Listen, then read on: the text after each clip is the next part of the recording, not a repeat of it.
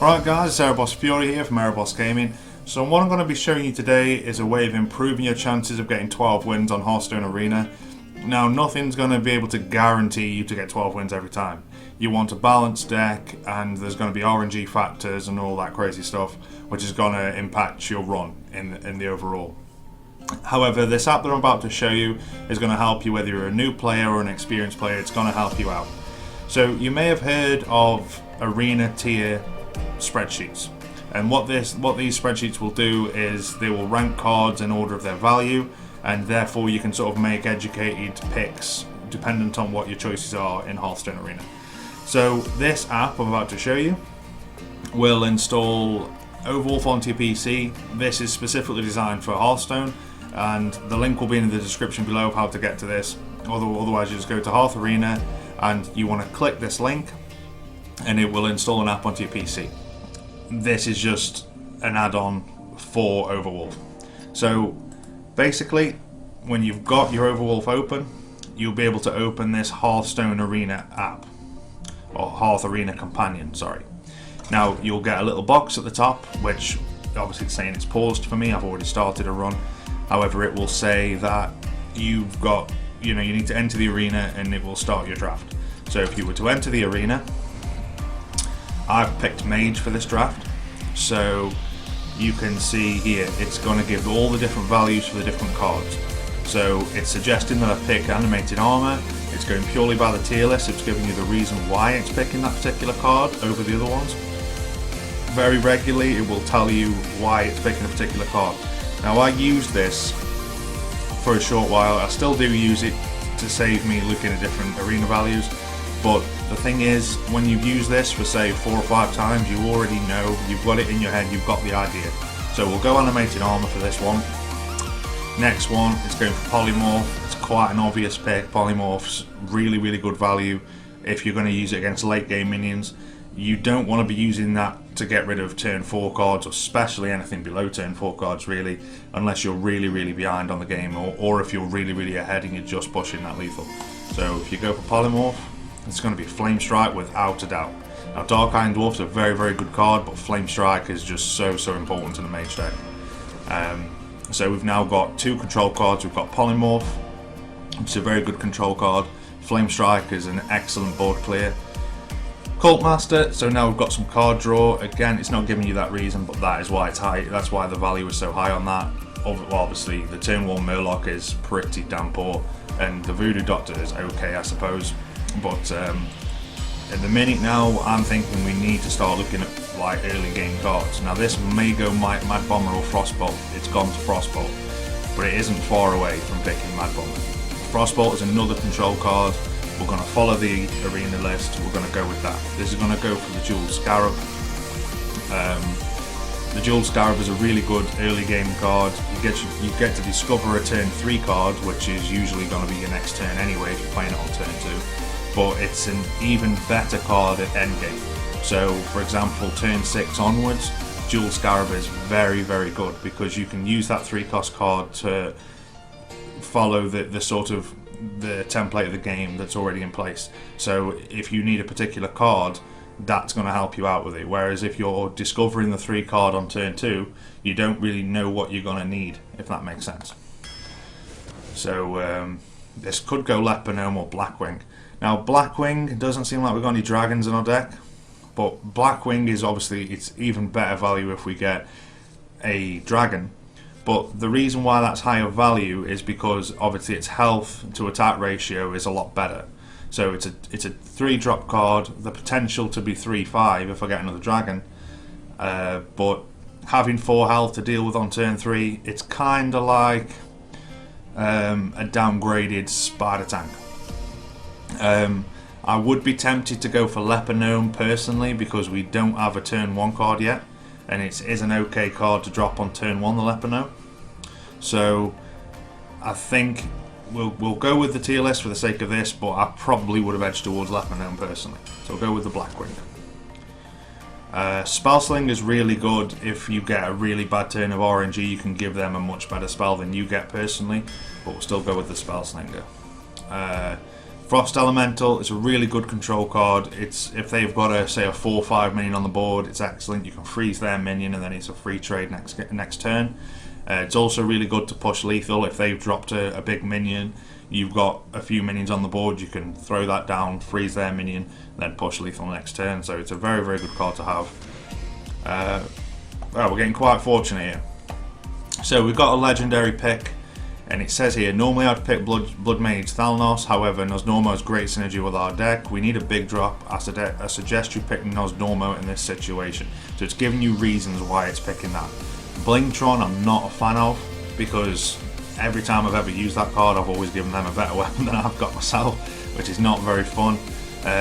Blood Mage is okay as a mage. It's an okay sort of 2-ish drop. It's even better to drop, say, turn 6 before Flame Strike, because obviously then you're going to do 5 damage to everything. I like Nosnormo though, because it is a big drop minion, and because I have the potential to think of my turn prior to the next turn. If you're playing against somebody that's playing quite slow, you can really put them under pressure. They're going to want to get rid of that ASAP. Now this is going to be Flame Cannon. We are getting kind of spell heavy and control heavy, so we do want to start finding some good minions now.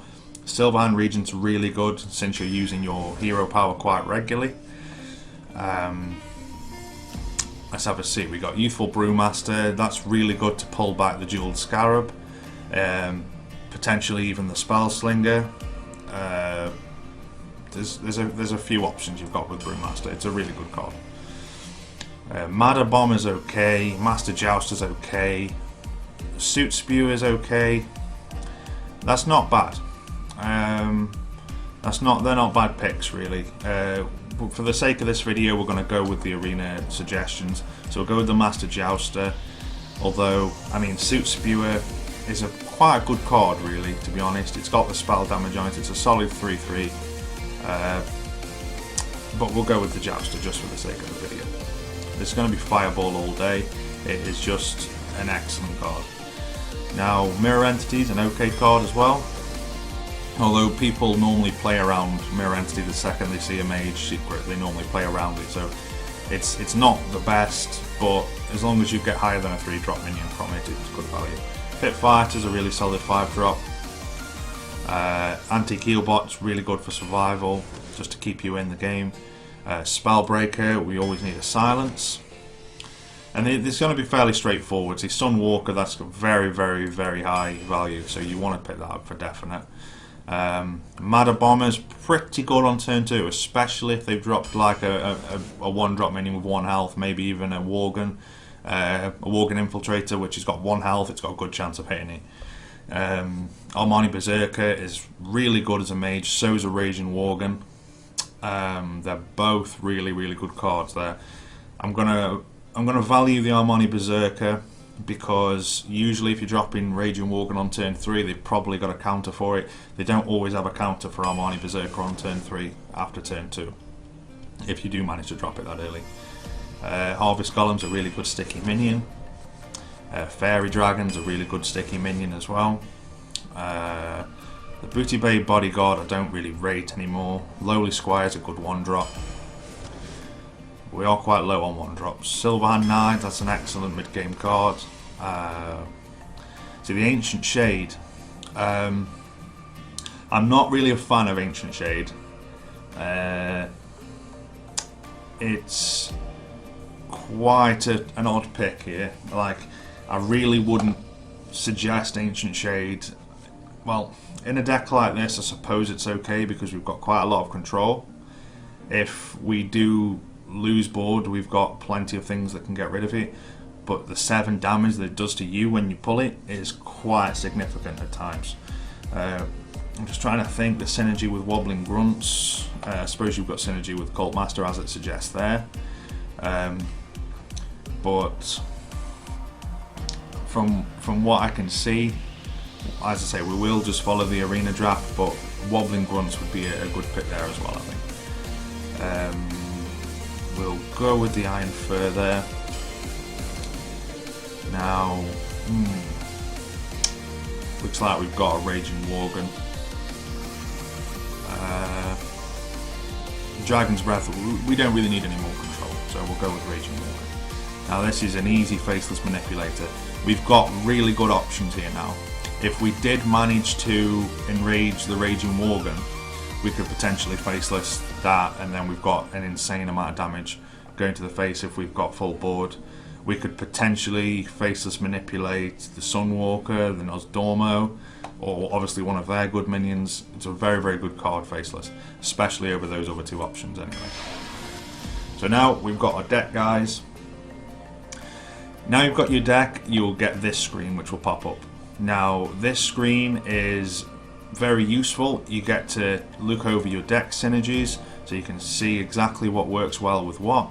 You've got the deck coverage, which is going to tell you exactly what cards you've got, which obviously you're already going to know, but it just breaks it down for you what you got for first turn playable. I haven't got a lot on turn 1. I've got a reasonable amount of 2-drops, a steady amount of 3-drops, a few 4-drops, a few 5-drops. I've got quite a lot of late game, which could work in my favour, but with the amount of control that I've got, I think I should be able to hold out to a late game anyway. So I think that's a pretty standard deck, and it's well balanced. That's the key point in Arena. You want things to be well balanced. So guys, here's some footage from our live stream. Sorry some of the videos cropped out and the audio is missing. That's purely because there was some copyright. We had song requests on the stream and YouTube didn't quite agree with it. So this is the video of the final boss. This was the final game, the 12th game, and we're against a druid. Now it's quite unusual to come against a druid because usually you play against mages and paladins. However, we came against a druid. I was a hunter and I don't normally choose hunter. As I say, I normally pick mage or paladin. They are the most powerful classes in Arena by far. Their hero abilities can carry you in certain games, and it was quite unusual to get 12 wins with a hunter. However, as you can see, the game panned out quite standard really. Nobody had any major groundbreaking plays. It was just simply playing the cards you had and being smart about it, making valuable trades, trying to think ahead a little bit. The 12th fight is never going to be easy because you're coming against people who've also on like 11 wins plus. I didn't get very lucky there with the RNG, but it wasn't too bad. Managed to take away the Divine Shield, and obviously we did leave the Yeti alive, but it wasn't too bad. Obviously the game sped up significantly, so you guys get to just see there's no waiting around, you get to see what happens. So obviously got the Leok put down the Savannah Highmane. Now he obviously does have board control, but that Zombie Chow is not a great card for him at this point in the mid game. So that's just basically saying that I've got 5 health on the board, basically, that I just need to get back. So here you need to make some quite valuable plays. So I choose to go with the Unleash the Hounds Frostwolf combo, purely just to get myself an 8/8 on the board, plus just establish the board a little bit. There's other plays I could have made, but I think that was the most valuable play I could have made.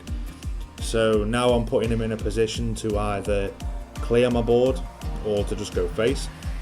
He decides to clear my board as much as he can, and he does a fair job of doing it, to be fair, but obviously I pull the Kraken and I'm able to get rid of that taunt. He's a very, very strong top deck, but I did have options, but that was the strongest card I probably could have pulled at that point.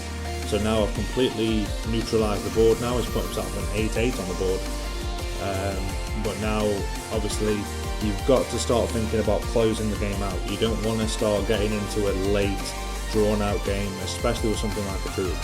So I'm starting to think ahead, put down the web spinners, trying to get a little bit of RNG luck with the web spinners, of course.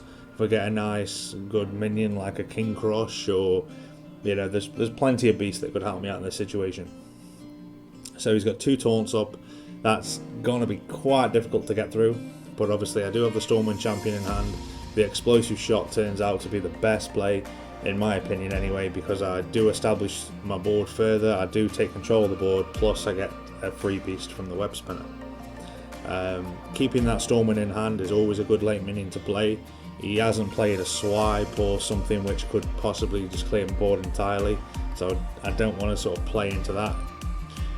Using the Stormwind Knight at this point I think is quite a strong play, because I do manage to get rid of his taunt and he doesn't get great value out of a swipe at this point. He does concede there, and that's the 12th win. The 12th win, I should say. So, as I say, guys, thank you very much for watching the video. The video there was quite sped up, so I do apologise about that.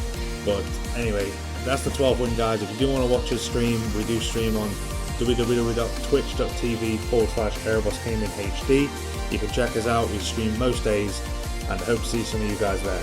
I hope you enjoyed the video, guys. If you do, please leave a thumbs up, and I'll catch you next time. See you later, guys.